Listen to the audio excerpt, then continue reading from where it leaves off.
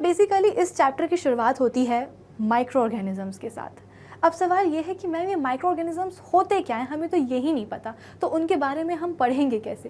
कोई बात नहीं, आपकी इस प्रॉब्लम का सल्यूशन है मेरे पास, आपके इस सवाल का जवाब है मेरे पास। अगर ये जो वर्ड है ना माइक्रो ऑर्गेनिजम्स, इसका मैं मतलब पता करना चाहूँ तो इसका एग्जैक्ट मीनिंग क्या हो सकता है। माइक्रो का मतलब होता है स्मॉल, ठीक है, माइक्रो का मतलब होता है स्मॉल। और अगर मैं बात करूं ऑर्गेनिजम्स की, तो ऑर्गेनिजम्स का मतलब होता है लिविंग बीइंग्स। अब अगर आपको याद हो तो प्रीवियस चैप्टर में क्रॉप प्रोडक्शन एंड मैनेजमेंट में जब हम न्यूट्रिएंट्स के बारे में बात कर रहे थे, तो जो भी हमारे क्रॉप प्लांट्स को न्यूट्रिएंट्स चाहिए होते हैं उनको हम ब्रॉडली दो कैटेगरीज में कैटेगराइज करते हैं, एक होता है मैक्रो और एक होते हैं माइक्रो। तो वहाँ पे मैंने आपको समझाया था मैक्रो का मतलब होता है बड़ा, तो वो न्यूट्रिएंट्स जो कि ज़्यादा क्वांटिटी में यानी कि बड़ी क्वांटिटी में रिक्वायर्ड है उनको हम बोलते हैं मैक्रो न्यूट्रिएंट्स। वहीं मैंने आपको समझाया था कि माइक्रो का मतलब होता है छोटा, यानी कि वो वाले न्यूट्रिएंट्स जो कि छोटी क्वांटिटी में रिक्वायर्ड होते हैं प्लांट्स को, उनको हम कहते हैं माइक्रो न्यूट्रिएंट्स। ठीक है, तो माइक्रो का मतलब हो गया अपना स्मॉल। अब इसके बाद में ऑर्गेनिजम्स का मतलब हो गया लिविंग बीइंग्स। देखो ऐसा है कि हमारे आसपास ना, चाहे वो पानी हो, चाहे वो हवा हो, चाहे वो मिट्टी हो, हर कहीं हमारे पास बहुत सारे लिविंग ऑर्गेनिजम्स होते हैं। ठीक है, अब बहुत सारे लिविंग ऑर्गेनिजम्स ऐसे भी होते हैं जिनको कि हम अपनी आंखों से देख पाते हैं। आपको एनिमल्स दिखाई देते हैं, आपको इंसेक्ट्स दिखाई देते हैं, आपको बर्ड्स वगैरह सब दिखाई देते हैं ना, आपको एक चींटी भी दिखाई देती है। लेकिन इन लिविंग ऑर्गेनिजम्स के अलावा there are certain living organisms जिनको देखना इन नेकेड आइज से पॉसिबल नहीं है। इतने छोटे होते हैं वो। आप बोलोगे कि मैम क्यों देखना पॉसिबल नहीं, क्योंकि उनका साइज ही इतना छोटा है। चींटी आपको आपकी आंखों से दिख जाती है, लेकिन अगर मैं बात करूं एक बैक्टीरिया की, तो बैक्टीरिया आपको दिखाई नहीं आंखों से। क्यों नहीं देगा? क्योंकि बैक्टीरिया का जो साइज है ना वो चींटी से भी छोटा होता है। तो मैम आपके दिमाग में सवाल आएगा कि मैम अगर ये ऑर्गेनिजम्स इतने छोटे होते हैं कि हमको हमारी आंखों से देख ही नहीं सकते, तो फिर हम करें क्या, कैसे इनके बारे में पढ़ें, कैसे इनको देखें। तो भाई इनको देखने के लिए, ऐसे स्मॉल साइज ऑर्गेनिजम्स को देखने के लिए हमको स्पेशल डिवाइसेस का यूज़ करना पड़ता है, जिसको हम क्या बोलते हैं, माइक्रोस्कोप बोलते हैं। तो माइक्रोस्कोप का काम ही यही होता है कि हम इतने छोटे साइज के ऑर्गेनिजम्स को देख पाएँ, उनके बारे में पता कर पाएँ, उनके बारे में जान पाएँ, उन पर स्टडी कर पाएँ। ठीक है, तो ऐसे स्मॉल साइज ऑर्गेनिजम्स को ही हम क्या कहते हैं, माइक्रो ऑर्गेनिजम्स कहते हैं। तो भाई जो उनका साइज है ना, उन्हीं के साइज के बेसिस पे उनका नाम रख दिया है क्या, माइक्रो ऑर्गेनिजम्स। तो वो वाले ऑर्गेनिजम्स जो कि नेकेड आई से नहीं दिखते हैं, माइक्रोस्कोप लगता है उनको देखने के लिए, are known as micro organisms. इतना तो आपको समझ में आ गया होगा, है ना, कि माइक्रो ऑर्गेनिजम्स एग्जैक्टली क्या होते हैं। चलो अब इस चैप्टर में ना हमको माइक्रो ऑर्गेनिजम्स के कुछ मेजर ग्रुप्स के बारे में बात करनी है। बेसिकली माइक्रो ऑर्गेनिजम्स भी जो है ना, ऐसा नहीं कि एक होते हैं या दो होते हैं, या उनकी एक या दो वेराइटीज़ होती हैं। माइक्रो ऑर्गेनिजम्स बहुत सारे होते हैं, यानी कि ऐसे बहुत सारे लिविंग ऑर्गेनिजम्स हैं जिनको कि हम अपनी नेकेड आई से नहीं देख सकते हैं। भाई अभी मेरे आसपास सराउंडिंग एयर जो है उसमें बहुत सारे बैक्टीरिया होंगे, उसमें बहुत सारे वायरस होंगे, लेकिन मुझे वो दिखाई नहीं दे रहे हैं। लेकिन इसका मतलब ये तो नहीं है ना कि अगर मुझे दिखाई नहीं दे रहे तो वो है नहीं, वो हैं और बहुत सारे हैं।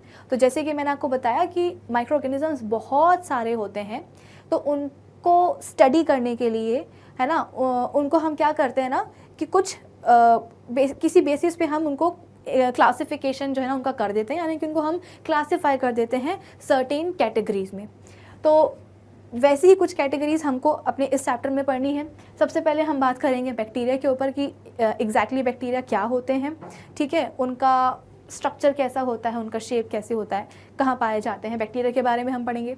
फिर इसके बाद में हम वायरसेस के बारे में पढ़ेंगे, फिर प्रोटोजोआ के बारे में पढ़ेंगे, अलगी के बारे में पढ़ेंगे, फिर फंजाई के बारे में पढ़ेंगे। तो बेसिकली कहने का मेरा मतलब ये है कि जितने भी माइक्रो ऑर्गेनिजम्स हैं हमारे पास, उन सभी को हम इन मेजर ग्रुप्स में डिवाइड करते हैं, बैक्टीरिया में, वायरसेस में, प्रोटोजोआ में, अलगी में और फंजाई में।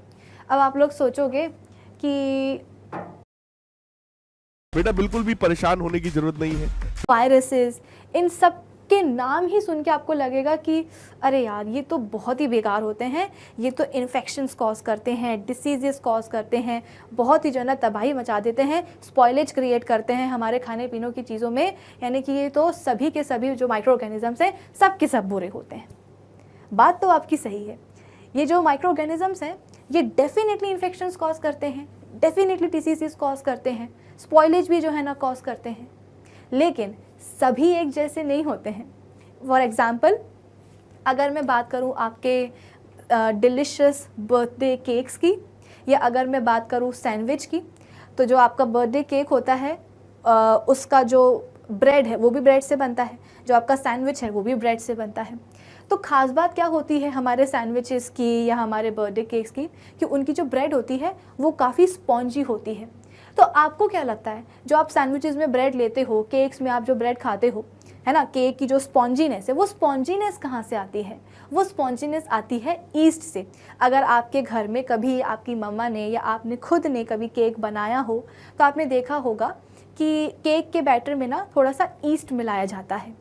ईस्ट से जो है बैटर काफ़ी जब वो बेक होने जाता है तो जो ब्रेड निकल के आती है वो काफ़ी स्पॉन्जी हो जाता है। यही नहीं, जो हम छोले भटूरे खाते हैं तो भटूरे का जो भटूरा जो है मैदा से बनता है, तो मैदा से डो सानते टाइम उसमें थोड़ा सा ईस्ट पाउडर जो है मिला दिया जाता है, ठीक है, जिसके कारण जो डो है वो काफ़ी राइस कर जाता है, और उसी डो से जब हम भटूरे को फ्राई करते हैं तो भटूरे का साइज़ भी जो है काफ़ी बड़ा होता है, काफ़ी वो फूल जाता है। तो केक्स हम सबको पसंद है, हमको सैंडविचेस की ब्रेड बहुत पसंद है, हमको छोले भटूरे के भटूरे बहुत पसंद है। तो इन सभी चीज़ों में यूज़ किसका हो रहा है? एक कॉमन चीज़ का, जिसको हम कहते हैं ईस्ट पाउडर। आपको पता ही ईस्ट पाउडर क्या होता है? ये ईस्ट और कोई नहीं, वो होता है एक फंगस, यानी कि वो फंजाई कैटेगरी को बिलोंग करता है। तो यहाँ पे हमने देखा कि माना कि माइक्रो ऑर्गेनिज्म डिसीज़ कॉज कर रहे हैं, इन्फेक्शन कर रहे हैं, तमाम सारी जो है ना डिस्ट्रक्शन कॉज कर रहे हैं, लेकिन फिर भी उनको हम कुछ माइक्रो ऑर्गेनिजम्स ऐसे भी होते हैं जिनको हम इंटेंशनली यूज़ करते हैं क्योंकि वो हमारे लिए अच्छे होते हैं।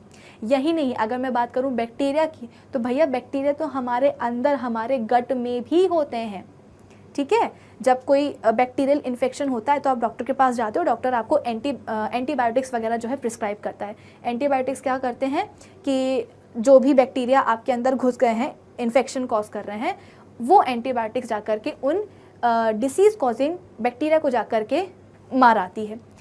उन डिसीज़ कॉजिंग बैक्टीरिया को तो वो डिस्ट्रॉय करती हैं, साथ ही साथ हमारे गट में जो गुड बैक्टीरिया प्रेजेंट होते हैं ना, वो भी डैमेज हो जाते हैं। क्यों? क्योंकि एंटीबायोटिक्स जो है ना डिसाइड नहीं कर पाती हैं कि अच्छे वाले बैक्टीरिया कौन से हैं और डिसीज़ कॉज करने वाले बैक्टीरिया कौन से हैं। तो डिसीज़ कॉज करने वालों को तो वो भगाई देती है और हमारे गुड बैक्टीरिया को भी जा कर के किल कर देती है।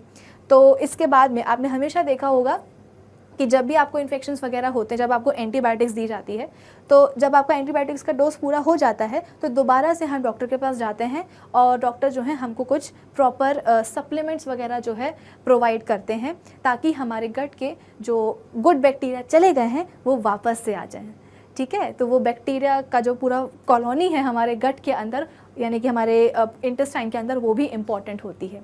तो ज़रूरी नहीं है कि सभी माइक्रो ऑर्गेनिजम्स जो हैं वो हार्मफुल ही हो, डिसीज़ कॉजिंग हो। कुछ को हम जानबूझ के यूज़ करते हैं क्योंकि वो हमारे लिए यूज़फुल होते हैं, ठीक है। चलो, फिर इसके बाद में फ्रेंडली माइक्रो ऑर्गेनिजम्स, अगर हम उन माइक्रो ऑर्गेनिजम्स की बात करें जो कि हमारे फ्रेंड्स की तरह काम करते हैं, तो वो क्या करते हैं हमारे लिए? भाई अगर वो फ्रेंड्स हैं तो हमारे लिए कुछ अच्छा करेंगे। क्या अच्छा करेंगे? तो मेकिंग ऑफ कर्ड, दही हम सबको पसंद है ना, श्रीखंड हम सबको पसंद है, तो ये दही श्रीखंड ये बनता किससे है? मिल्क से बनता है। तो मिल्क ही जा कर के कन्वर्ट होता है कर्ड में। तो ये जो पूरी प्रोसेस होती है कि किस तरीके से मिल्क कन्वर्ट हुआ है कर्ड में, उसमें भी एक बैक्टीरिया लगता है। कौन सा बैक्टीरिया होता है ये हम बात करेंगे अपने इस टॉपिक के अंदर। फिर इसके बाद में मेकिंग ऑफ ब्रेड, ये तो मैंने आपको बता दिया, ईस्ट की ज़रूरत पड़ती है ब्रेड बनाने के लिए।